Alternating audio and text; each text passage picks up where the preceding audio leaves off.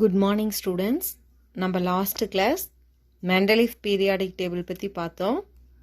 மெண்டலீஃப் periodic table அப்படிங்கிறது atomic மாஸை base பண்ணி இன்க்ரீஸிங் ஆர்டரில் அரேஞ்ச் பண்ண டேபிள்னு பார்த்தோம். Mendeleev periodic table short form of the periodic டேபிள்னு சொல்லலாம். அண்ட் தென் அதனுடைய ஸ்பெஷல் ஃபியூச்சர்ஸ் அண்ட் லிமிட்டேஷன்ஸ் பார்த்தோம். மெண்டலீஃப் பீரியாடிக் டேபிளில் ஹரிசாண்டல் ரோஸ் பீரியட்ஸ் அப்படின்னு சொன்னோம். ஹரிசாண்டல் ரோஸில் எவ்வளோ பீரியட்ஸ் இருக்குது அப்படின்னா 7 பீரியட்ஸ் இருக்குன்னு பார்த்தோம். வெர்டிக்கல் காலம் அப்படிங்கிறது 8 வெர்டிக்கல் காலம்ஸ் இருந்தது அப்படின்னு பார்த்தோம்.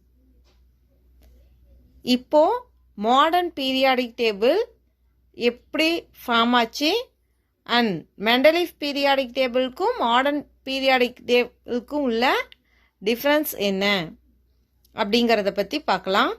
மாடர்ன் பீரியாடிக் டேபிளில் ஃபார்ம் பண்ணவர் யார் அப்படின்னு பார்த்தோம்னா in 1913 English physicist Henry Moseley அப்படிங்கிறவர் தான் மாடர்ன் பீரியாடிக் டேபிளை ஃபார்ம் பண்ணார். ஸோ இந்த மாடர்ன் பீரியாடிக் டேபிளை ஃபார்ம் பண்ணது எதை பேஸ் பண்ணி அப்படின்னு பார்த்தோம் அப்படின்னா ஒன் எலமெண்ட்டோட properties depend on only atomic number. ஒரு தனிமத்தின் பண்புகள் என்பது அணு எண்ணை சார்ந்தே தான் இருக்குமே தவிர அணு நிறையை சார்ந்து இருக்காது அப்படிங்கிற அந்த ஆய்வை எதன் மூலம் கண்டுபிடிச்சாரு அப்படின்னு பார்த்தோம்னா எக்ஸ்ரே டிஃப்ராக்ஷன் எக்ஸ்பிரிமெண்ட் எக்ஸ் கதிர் சிதைவு சோதனையின் மூலம் ஒரு தனிமத்தினுடைய பண்புகள் அணு எண்ணை பொறுத்து தான் இருக்கும், அணு நிறையை பொறுத்து இருக்காது அப்படிங்கிறத அப்சர்வ் பண்ணி அந்த எக்ஸ்பிரிமெண்ட்டை ப்ரூஃப் பண்ணார். ஒன் எலமெண்ட்டோட ப்ராப்பர்ட்டிஸ் அப்படிங்கிறது based on only atomic number not a atomic mass அப்படிங்கிறத எக்ஸ்ரே டிஃப்ராக்ஷன் எக்ஸ்பிரிமெண்ட்டில் ப்ரூவ் பண்ணார். ஸோ அதனால் ஃபார்ம் ஆனது தான் எது அப்படின்னு பார்த்தோம்னா இந்த modern periodic table. So long form of the periodic டேபிள்னு எது சொல்லலாம் அப்படின்னா மாடர்ன் பீரியாடிக் டேபிளை சொல்வோம். நம்ம லாஸ்ட் கிளாஸ் பார்த்த Mendeleev periodic table short form of the periodic டேபிள்னு சொல்வோம். இப்போ நம்ம பார்த்துட்ருக்க மாடர்ன் பீரியாடிக் டேபிள் அப்படிங்கிறது long form of the periodic table அப்படின்னு சொல்லுவோம். ஸோ மெண்டலீஃப் பீரியாடிக் டேபிளை பேஸ் பண்ணி தான் மாடர்ன் பீரியாடிக் டேபிள் அப்படிங்கிறது ஃபார்ம் ஆயிருக்கு. மாடர்ன் பீரியாடிக் டேபிள் எதை பேஸ் பண்ணி ஃபார்ம் ஆயிருக்கு அப்படின்னா பேஸ்ட் ஆன் அட்டாமிக் நம்பர் அப்படின்னு சொன்னோம். ஸோ அப்போ அந்த அட்டாமிக் நம்பரை பேஸ் பண்ணி ஃபார்ம் ஆன மாடர்ன் பீரியாடிக் டேபிள் எதை லாவை யூஸ் பண்ணி அரேஞ்ச் பண்ணியிருக்காரு அப்படின்னு பார்த்தோம்னா மாடர்ன் பீரியாடிக் லா. மாடர்ன் பீரியாடிக் லா நவீன ஆவர்த்தன விதியை அடிப்படையாக கொண்டு தான் நவீன கால தனிம வரிசை அட்டவணை அப்படிங்கிறது அட்டவணைப்படுத்தப்பட்டது. ஸோ அப்போ அந்த நவீன ஆவர்த்தன விதி மாடர்ன் பீரியாடிக் லா அப்படின்னா என்னங்கிறத பற்றி பார்க்கலாம். அட்டாமிக் நம்பர், ஸோ ஆல்ரெடியே நம்ம பார்த்தோம் அட்டாமிக் நம்பர் அப்படிங்கிறது என்ன அப்படின்னா அட்டாமிக் நம்பர் அப்படின்னா அதனோட சிம்பிள் இசட்னு பார்த்தோம். அட்டாமிக் நம்பரோட டெஃபினிஷன் என்ன அப்படின்னா number of electron or proton. ஏன் அட்டாமிக் நம்பருக்கு definition number of electron or புரோட்டான்னு சொல்கிறோம் அப்படின்னா எப்போவுமே ஒன் எலமெண்ட்டில் நம்பர் ஆஃப் எலக்ட்ரான் புரோட்டான் ஈக்குவலாக தான் இருக்கும். ஸோ அப்போ அட்டாமிக் நம்பர் அப்படிங்கிறது எலக்ட்ரானோட வேல்யூவாகவும் இருக்கலாம் ஆர் புரோட்டானோட வேல்யூவாகவும் இருக்கலாம். ஸோ அப்போ ஒன் எலமெண்ட்டோட ப்ராப்பர்ட்டிஸை டிசைட் பண்ணக்கூடியது அப்படிங்கிறது புரோட்டான் மட்டும் கிடையாது, அதில் ப்ரெசண்ட்டாக இருக்கக்கூடிய எலக்ட்ரான் தான். ஸோ அப்போ புரோட்டானும் சொல்லலாம் எலக்ட்ரானும் சொல்லலாம். ஆனால் புரோட்டான் மட்டும்தான் ப்ராப்பர்ட்டிஸை டிசைட் பண்ணுது அப்படின்னு நம்ம சொல்ல முடியாது. ஸோ அதனால் மாடர்ன் பீரியாடிக் லா அப்படிங்கிறத எப்படி ஃபார்ம் பண்ணியிருக்காரு அப்படின்னு பார்த்தோம்னா the chemical and physical properties of elements are the periodic function of the atomic number. The chemical and physical properties of elements are periodic function of the atomic number.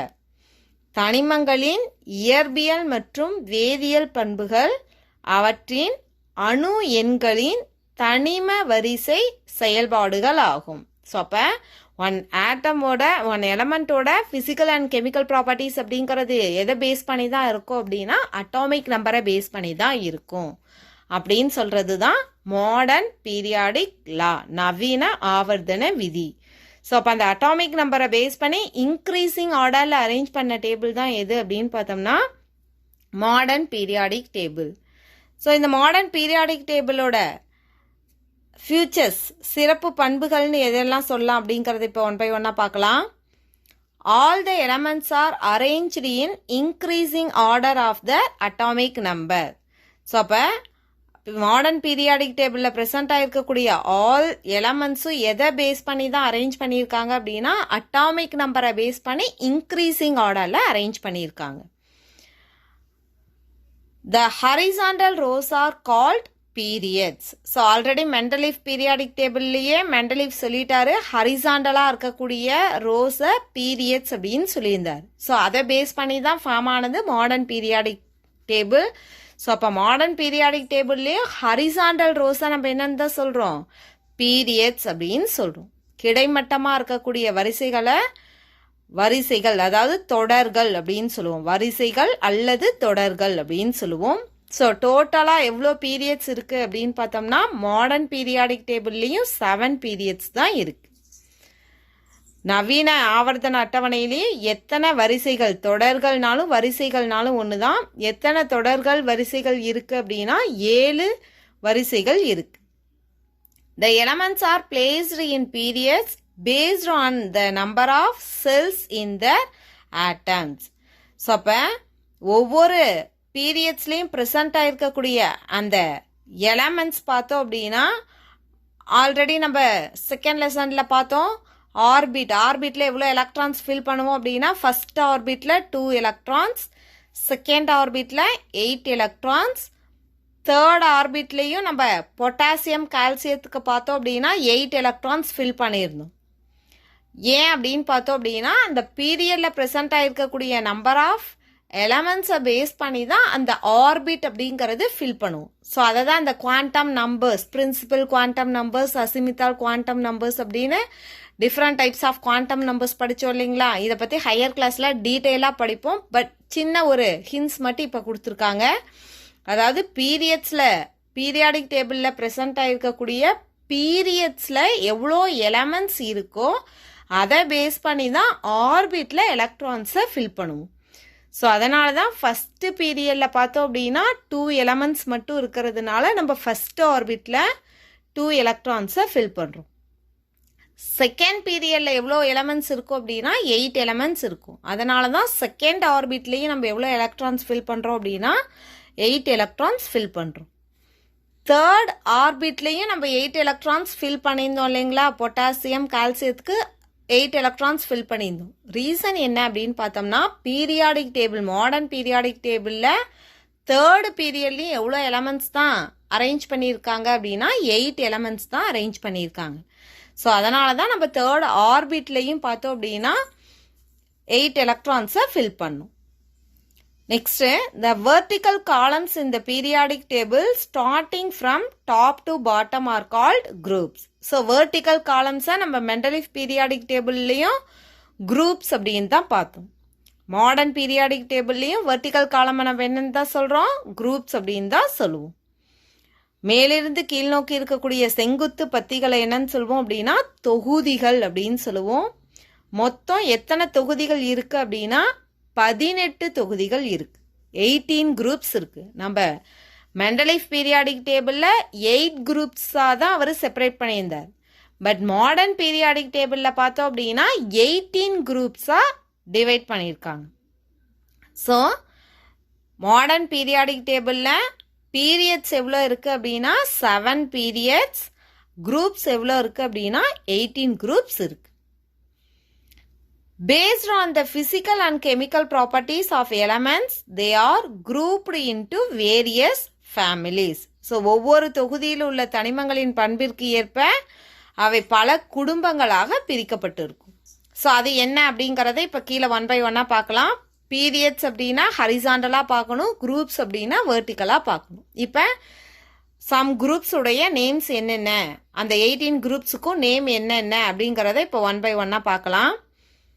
First group, டோட்டலாக 18 groups இருக்குன்னு சொன்னோம் இல்லையா? So அதில் first குரூப்ஸோட name என்ன அப்படின்னு பார்த்தோம்னா alkali metals. அப்போ அந்த first group top to bottom வரைக்கும் இருக்கக்கூடிய அந்த குரூப் ஆஃப் எலமெண்ட்ஸ் எல்லாத்தையும் சேர்த்து சொல்லும்போது அல்கலி மெட்டல்ஸ், கார உலோகங்கள் அப்படின்னு சொல்லுவோம். செகண்ட் குரூப் ஆஃப் எலமெண்ட்ஸ் என்னன்னு சொல்லுவோம் அப்படின்னா அல்கலைன் எர்த் மெட்டல்ஸ், கார மண் உலோகங்கள் அப்படின்னு சொல்லுவோம். 3 to 12 வரைக்கும் 3 to 12 வரைக்கும் இருக்கக்கூடிய குரூப் ஆஃப் எலமெண்ட்ஸை டிரான்சிஷன் மெட்டல்ஸ், இடைநிலை உலோகங்கள் அப்படின்னு சொல்லுவோம். 13th குரூப்ல இருக்கக்கூடிய எலமெண்ட்ஸை போரான் ஃபேமிலி, போரான் குடும்பம். 14th குரூப்ல இருக்கக்கூடிய எலமெண்ட்ஸை கார்பன் ஃபேமிலி, கார்பன் குடும்பம். 15th குரூப்ல இருக்கக்கூடிய எலமெண்ட்ஸை நைட்ரஜன் ஃபேமிலி, நைட்ரஜன் குடும்பம் அப்படின்னு சொல்லுவோம். 16th குரூப்ல இருக்கக்கூடிய எலமெண்ட்டை oxygen family or chalcogen family அப்படின்னு சொல்லுவோம். Oxygen R chalcogen family. 17th குரூப்ல இருக்கக்கூடிய எலமெண்ட்ஸை ஹாலஜன்ஸ், ஹாலஜன் அல்லது உப்பினிக்கல் அப்படின்னு சொல்லுவோம். 18th குரூப்ல இருக்கக்கூடிய எலமெண்ட்ஸை நோபல் கேசஸ், மந்த வாயுக்கள் அல்லது அரிய வாயுக்கள். Noble gases or rare gases அப்படின்னு சொல்லலாம். தமிழில் சொல்லும்போது அரிய வாயு அல்லது மந்த வாயுக்கள் அப்படின்னு சொல்லலாம். ஸோ இப்போ மாடர்ன் பீரியாடிக் டேபிளை ஃபார்ம் பண்ணவர் யார் அப்படின்னா ஹென்ரி மோஸ்லே. எதை பேஸ் பண்ணி மாடர்ன் பீரியாடிக் டேபிள் ஃபார்ம் பண்ணியிருக்காங்க அப்படின்னா based on atomic number. Modern periodic டேபிளில் ஹரிசாண்டல் ரோஸை பீரியட்ஸ்னு சொல்லுவோம். டோட்டலாக எவ்வளோ பீரியட்ஸ் இருக்குது அப்படின்னா 7 பீரியட்ஸ் இருக்குது. வெர்டிக்கல் காலம்ஸை குரூப்ஸ் அப்படின்னு சொல்லுவோம். டோட்டலாக எவ்வளோ குரூப்ஸ் இருக்குது அப்படின்னா 18 குரூப்ஸ் இருக்குது. ஸோ இப்போ இன்னைக்கு கிளாஸில் மாடர்ன் பீரியாடிக் டேபிளில் ஃபார்ம் பண்ணவர் யார், அண்ட் மாடர்ன் பீரியாடிக் லானா என்ன, அண்ட் மாடர்ன் பீரியாடிக் டேபிளோட அரேஞ்ச்மெண்ட்ஸோட ஃபியூச்சர்ஸ், இம்பார்ட்டன்ட் ஃபியூச்சர்ஸ் என்ன அப்படிங்கிறது பார்த்தோம். இன்னும் இதை பற்றி டீட்டெயிலாக நெக்ஸ்ட் கிளாஸ் பார்க்கலாம். Okay, thank you.